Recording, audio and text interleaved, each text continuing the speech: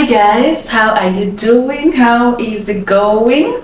My name is MUTHONI Mukiri or Mama Zen, and I'm happy to be here. Today it's a Q&A video. I'm just getting back into content creation, into coaching, into doing my thing. I'm just finishing my maternity leave, towards the end of my maternity leave. So if you haven't watched the previous video I did juicy about how I've been taking care of my mental health from pregnancy to postpartum. So I asked you a question on Instagram. I told you to ask me a question. Okay, that sounds weird. I told you to ask me a question on Instagram that I will answer here on YouTube. All the questions you have, maybe about postpartum, about my life, just about anything. So okay, so and so I have your questions here, so I'm gonna be answering them. As I'll try to keep the answers short. Sometimes I can talk too much, I know myself. So today I'm shooting from the kitchen, as you can see. Yeah. So the first question, hi Muthoni, do you have a good relationship with your mom? I have a wonderful relationship with my mom. I love my mom. My mom is just a sweetheart, by the way, and she's very pretty, and she sends me money. I love her. When we were growing up, my mom was a housewife. So she's taught me a lot about homemaking, being a homemaker. And as much as I'm a career woman full-time, she's also a career woman now. She's making her dollars. So, but as much as I love making my money, I want to be a rich wife, by the way. I really want to chase this money like nobody's business, to make money. As much as I want to, I'm a career woman, I also love taking care of my home. I also want to be a wife and take care of my husband and my family, and I've learned that through my mom. She also has very good advice. By the way, she's the one who told me not to get married early. Like, don't get married too soon, Muthoni, don't get married early. Because she told me, she gave me her own story. She got married when she was in her late teenage, let me say that. So she told me to take my time and enjoy my youth, because she didn't get to do that herself. So I love my mom. She supported me so much. My mother and my husband are my biggest supporters, especially when it comes to YouTube, and of course my sisters. But my mom, I love. We have a wonderful relationship with my mom, and I miss her so much. And I think about her a lot now that I have a child. Yeah, the things she's done for us. Someone says, I love someone. Hi Muthoni, I love someone and they're about to relocate to a different country. What should I do? Okay, what can you do? Surely you can't stop someone from living their life just because you're in love. What you can do is choose if you want to participate in that relationship, even when it's long distance. Yeah, do you still want to be in a long distance relationship? Is it worth it? Have you guys already established a tight, firm foundation whereby even if it travels for a year, the relationship can still survive? Yeah, because if it's in the early stages, it can be a bit shaky, you know what I mean? And then also traveling to a different country, you don't know what he's gonna find there. Anyway, you cannot stop someone. You can just choose if you want to participate in that relationship. How is the foundation? What do you like about that person? What are the pros and cons of still staying in that relationship? Or would it be easier for you to move with him, considering maybe how far your relationship has gone, or how much, I mean English, considering how much you've dated that person or how much you've been with them. So when you ask me what should you do, you cannot stop them from moving, but you can choose whether you want to still continue being part of that relationship. Yeah. Okay. This one. Oh, this is a good question. What is the most risky decision you have ever made in life? What is the most risky decision I have ever made in life? That would be starting my coaching business. What I do here on this channel. It was risky because first of all, I was already a public figure. I was already famous. I was a news anchor. So leaving that and starting to talk about myself, and mostly about parts of me that I would want to hide sweep under the carpet. Coming out here to bare myself, to talk about my previous toxic relationships, to talk about the things I have overcome in life, to even advise people becoming vulnerable and putting myself out here like that was really a risk for me. Risking people talking about my personal life, risking people telling me you don't know what you're telling us, risking all those people who criticize and the negativity. This was the biggest risk of my life. However, it has been the most fulfilling and the most rewarding experience of my life. I love coaching. I love it. And I have clients, you guys. You know how you have a dream and you want to pursue it and you feel like I have something I can give to people and to the society, and then you follow that dream and that passion, and people actually, as much as they are critics, there are people who accept you and love you and follow you and become your clients and pay and even come back and thank you for helping them. So the most risky thing I've done in life is start my coaching business and start doing what I do here. But it's been the most fulfilling and the most rewarding. So take risks, guys, but they have to be calculated risks. You have, especially like coaching, I had to really be okay financially before starting. You can't just start something and expect to start making money immediately. Yeah. Okay. This one says, also, how does someone overcome their lowest moments in life? Let me open this. That has led to a lot of stress. Oh, and you put some crying emojis. Oh, I'm so sorry, Mama. You're going through your lowest moment. You overcome it by remembering a time in your life when you were really low, when you thought you would never recover, when you thought that would be your worst, but you still recovered. That is number one. Number two, by asking yourself, what is it I can do to get myself out of this relationship? What's the first step that I need to, what do I need, what's the first thing I can do? And then start doing it. That's number two. Number three is to ask for help and to talk to people who can help you. Don't go talking to strangers on social media, then start saying, akina nani wasaidiangi mtu. Talk to people in your circle or people you trust. Tell them. Don't just go through suffering alone in your corner. Number four, it's okay to pray. Please pray, pray, pray, pray. Pray about it. God answers prayers. I can tell you that. I pray a lot. And sometimes we forget to pray and then we depend on other people. But those people are there and they mostly depend on prayer. So why don't we just go direct and pray? Yeah? Pray about it. Remember at a time when you were at your lowest. Also, what are you doing currently to get yourself out of that situation? It could be even going for therapy. It could be even taking an extra class. What are you doing in the meantime? And then also ask for help. Talk to people. Yeah? And pray. Seek help from God. God answers prayers, by the way. He won't judge you. He won't feel like you're too much. He's got your back. You can start from there, but if it's too much, book a session with me. Mwingine anauliza how to stop oversharing and how to stop overtrusting, and how to stop discussing personal goals and info. I will do this as a video on its own, by the way. I will do this as the next video. How to stop oversharing. So stick around. It's the same thing. How to stop oversharing, how to stop overtrusting, how to stop discussing personal goals and information. Haya. Mwingine anauliza, how are you showing up for yourself being a mom and a wife?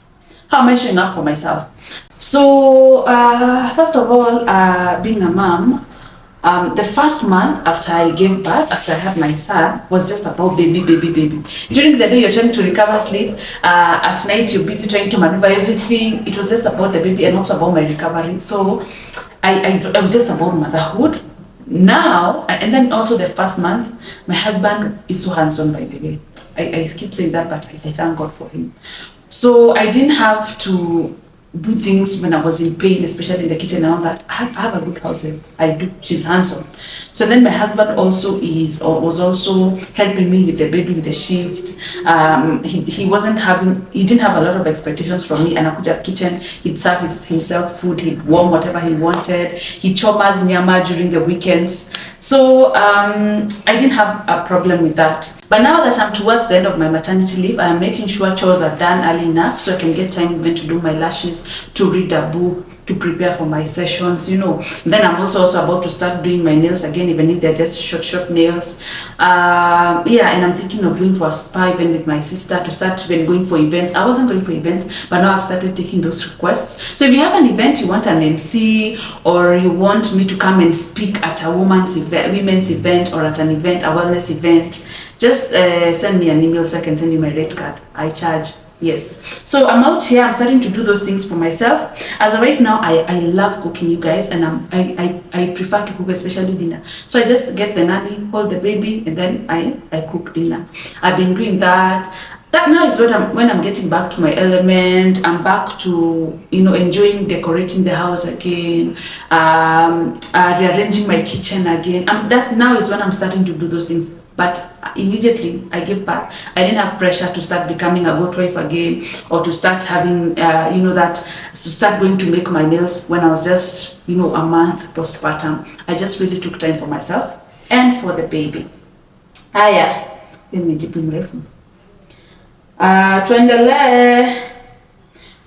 When are you taking bookings for therapy? It's not therapy, it's coaching, and I am taking bookings. I have sessions. Last week, my sessions were fully booked for the week. Book your sessions, take a package. I am back full time, by the way, right now.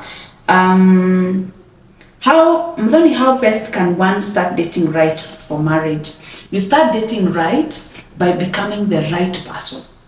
Asking yourself, would I marry myself? If you were a man, would you marry you? Yeah? Asking yourself that. If not, why not? And then also work on those areas where you feel someone I cannot marry myself because of this and this. Work on that. Become the right one for you, so you can find someone you vibrate on the same level. Yeah? Yes. Not a question, but I look up to you in so many ways. Keep inspiring. Oh, thank you. Such things make me feel so happy. How is motherhood journey so far? So far, it's beautiful, but it's beautiful. It's not anything anybody can prepare you for. You think you're ready, but you're never ready, because things just surprise you. But it's wonderful. I said the cuddles, the snuggles, the baby smells, the fact that we're not a nuclear family, like it's me, my husband, and the baby. It's just wonderful. And then I have something to do with my life. I have a child to take care of. It's nice. It's nice. I love it. Someone also asked me, Muthoni, how is motherhood? How can I describe motherhood? Motherhood is like when you're driving at night, going somewhere where you don't know where you're going. You don't have direction. You don't have Google Maps, nothing. But then as you drive, you continue to see the road. Like the road becomes clear the more you drive. That is motherhood. It's a mystery, but every day you figure things. Every day it gets better. Right now, baby is sleeping. He's sleeping for like almost 6 hours. He's waking up at 4 a.m. by the way. Akilala 10 and Amka 4 a.m. So, like we're improving. Like we know his cues. We know when he behaves like this, what he wants.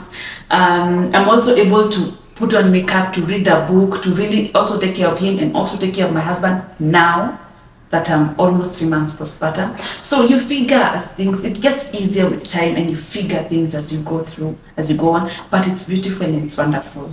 I think it's just instincts. God just gives us the know-how to be able to maneuver, even without knowing exactly what you're doing. Is there a right person for someone to marry or be in a relationship with or not? Is there a right person? I think there is, but you have to, like I've told that lady who asked about the right person in marriage, you have to be the right person for a relationship. If you want a relationship that has good communication, you also have to be a good communicator first. If you want a faithful relationship, you also have to stop chatting with your ex-boyfriends. You have to become the right one first, so you can attract the right person, and so you can also command respect and ask for what you want, because you're also giving it in that relationship. When are we seeing Baby Zion's face? Please come and visit him at home. You will see his face. You're not gonna see his face on social media. I can promise you that.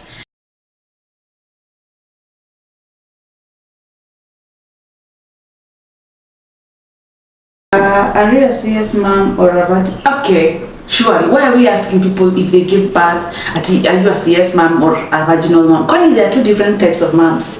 What does it matter if I had a CS or if I just had a vaginal birth? What does it matter? I had a child. End of story. What is with asking? What difference will that make? Another lady told me, because people want to just overknow, I'm not gonna overshare, you're not gonna overknow me. Anyway, don't ask people those questions, especially just ask your close friends or your family members. You don't go asking people you've never met. Hey, nauliza aje. Don't ask me that. I'm not gonna answer that question. I said that on Instagram. I'm still looking at your.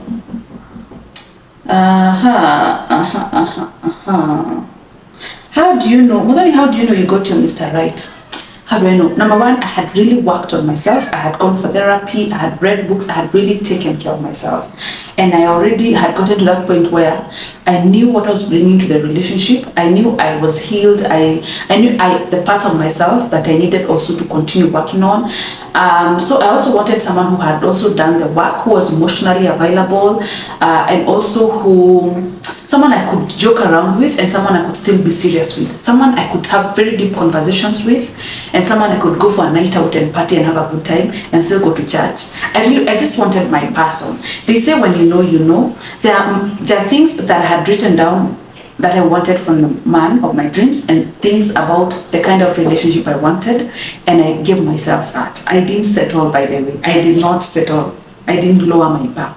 So when you meet someone, of course, there's what they're used to, but then you tell them, I can't take this, I don't do this, and all that.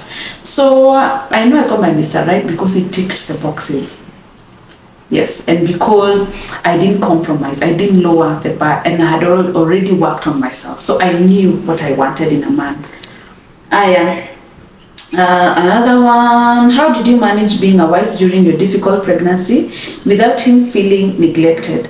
I communicated to him. I told him I was sick. He could see I could not stand it. I could not do anything. So communicate.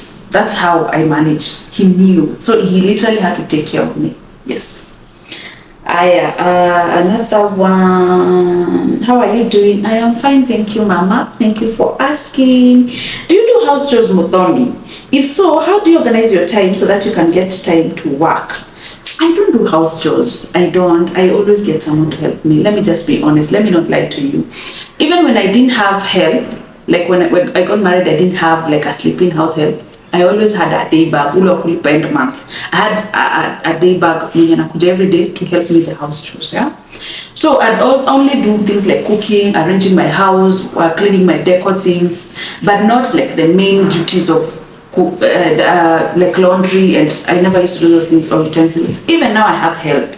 So it's easier for me. I just organize the time. I make sure nimemaliza kazi mapema, and I delegate duties. And those times when I really want her to be the baby the whole day, I get a day bag to help during the day. Yes. So yeah, so I don't really do the house chores myself. However, what I do is cook. I love cooking, and I want to cook for my husband, for God's sake, yeah? Which month were you born in? In January. I'm a January baby. Now, what's your son's name? My son's name is Zen Nanga. How did you come up with the name Zen? Oh, that's a good one. I wanted a short name. I didn't want those long names. I was Isaac Stevens. My husband is called Isaac Stevens, so I didn't want a long name. So, and then I also wanted a name that meant something, that was serene, that was just... So Zen is, that centeredness, that calmness. That's why we say I am Zen, like you are at peace with something. Yeah, so when I was thinking about names, I came up with that name. And then it's not common. I realized actually there are people who've named their child that, but not many. Yeah. What type of family planning do you use? Really, I just give birth. So I can't tell you, I don't have anything. Yeah? Let me see. When did vomiting and nausea start for you during pregnancy? It started at 5 months. At 5 months, no. Okay, let me take this back. When did vomiting and nausea start for you during pregnancy? It started at 5 weeks. I didn't even get my period. The week I was supposed to get my period, I started feeling sick. So it started like very early. I think that's it. There are others that I don't want to answer for obvious reasons. Others are too intrusive. Will you ever post them on social media? I don't think I will. I ever will, by the way. Atafungua social media yake when he's of that age. Others I'm not able to answer. How's you and the baby? How are you? Mimi sina swali, just that I miss you. I miss you too. This is Diana. Diana Kilonzo is a huge fan. Thank you, Diana. How's motherhood? That I've answered. I'm dating this person. It's been 4 months. We're always quarreling. quarreling. He has zero patience, and I feel like it's draining kindly at night.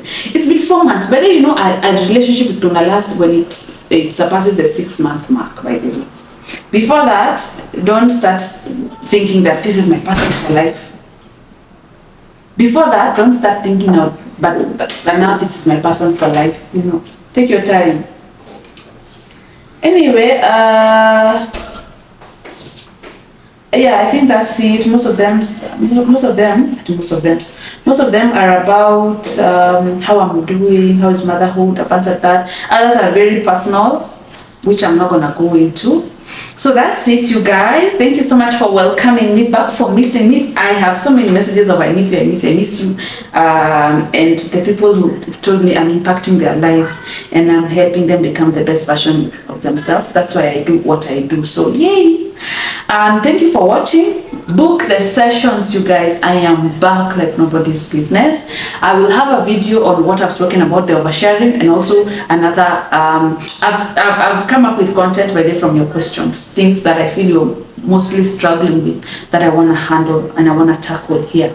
Bye.